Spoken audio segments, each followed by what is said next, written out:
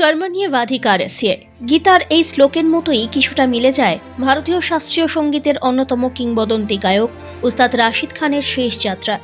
জন্মভূমি সুদূর উত্তরপ্রদেশ, কিন্তু তার কর্মভূমি হয়ে উঠেছে এই বাংলা। আর যাবার বেলা সেখানেই হয়ে গেল অন্তিম বিদায়ের পর্ব। গান স্যালিউটে উস্তাদ রাশিদ খানকে চির বিদায় জানানো হলো। শ্রদ্ধা জানালেন মুখ্যমন্ত্রী মমতা বন্দ্যোপাধ্যায়। রাষ্ট্রীয় মর্যাদায় হলো শ্রদ্ধা জ্ঞাপন। রবীন্দ্র সদন থেকে তার বিদেহী দেহ নাগতলার বাড়িতে নিয়ে যাওয়া হয়। তারপর সেখান থেকে উত্তরপ্রদেশে তার জন্মস্থানে রাশিদ খানকে দফন করা হবে বলে খবর। উত্তরপ্রদেশের বদায়ুতে তার জন্ম। মঙ্গলবার বিকেল 3:45 নাগাদ কলকাতার এক বেসরকারি হাসপাতালে প্রয়াত হন রাশিদ খান। শোকস্তব্ধ গোটা সঙ্গীত মহল। দীর্ঘদিন ধরে ক্যান্সারে ভুগছিলেন প্রয়াত সঙ্গীত শিল্পী। তবে তিনি সাড়া দিচ্ছিলেন চিকিৎসায়। কিন্তু এরই মধ্যে স্ট্রোকে আক্রান্ত হন শিল্পী, যার জেরে তার মস্তিষ্কে রক্তক্ষরণ শুরু হয়। এই অবস্থায় তাকে হাসপাতালে ভর্তি করা হয়েছিল, কিন্তু সেখান থেকে আর ঘরে ফেরা হলো না। তার গায়কের ঢঙে আর সমৃদ্ধ হবে না ভারতীয় শাস্ত্রীয় সঙ্গীতের ভাণ্ডার। দেশের জনপ্রিয় শিল্পী উস্তাদ রাশিদ খানের অকাল প্রয়াণে বিভিন্ন মহলে দেখা দিয়েছে শোকের আবহ। বুধবার গান স্যালিউটের আগে রবীন্দ্র সদনে নিয়ে আসা হয় তার মরদেহ। এদিন তাকে শেষ সম্মান জানাতে উপস্থিত ছিলেন রাজ্যের মুখ্যমন্ত্রী মমতা বন্দ্যোপাধ্যায়, ছিলেন মন্ত্রী অরূপ বিশ্বাস, ফিরহাদ হাকিম সহ অন্যান্য রাজনৈতিক ব্যক্তিত্ব।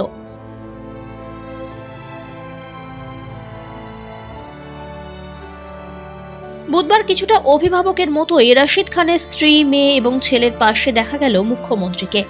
শেষ শ্রদ্ধা জানাতে হাজির ছিলেন ইন্দ্রনীল সেন, অরূপ বিশ্বাস সহ বিরোধী দলের একাধিক নেতৃত্বরাও।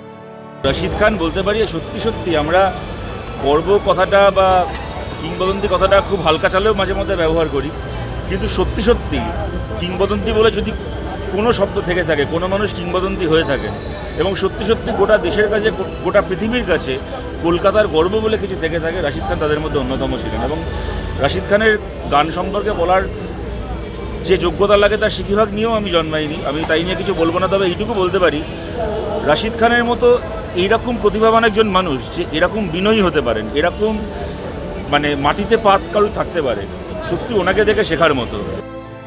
যে গানের সঙ্গেই তার আত্মা জড়িয়েছিল, অন্তিম লগ্নে উপস্থিত বাংলা সঙ্গীত জগতের দিকপালরা।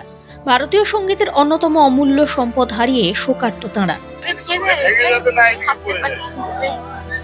আর এত মিষ্টি স্বভাবের ছেলে ছিল, কখনো ভাবছি না আমি উস্তাদ রাশিদ খান সেভাবে আমাদের সঙ্গে কোনোদিন বেশি। আর সব থেকে যেটা ভালো লাগতো, কি বাংলা ভালোবাসতো। তো একদিন বলছে মেসেজ করতা, তখন বলছে আমি মনে করি।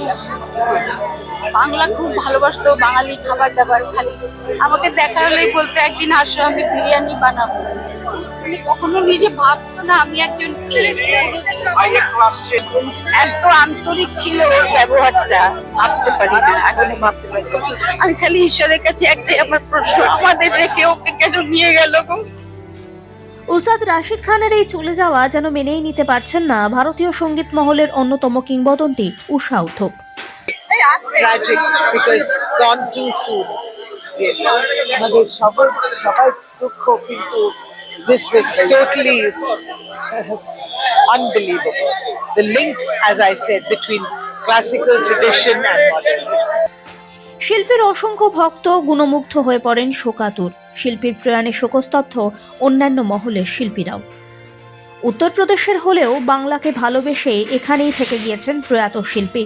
আর সেই ভালোবাসার মাটি থেকেই এদিন পূর্ণ মর্যাদায় চিরবিদায় জানানো হলো উস্তাদ রাশিদ খানকে। Bureau report, one India Bangla.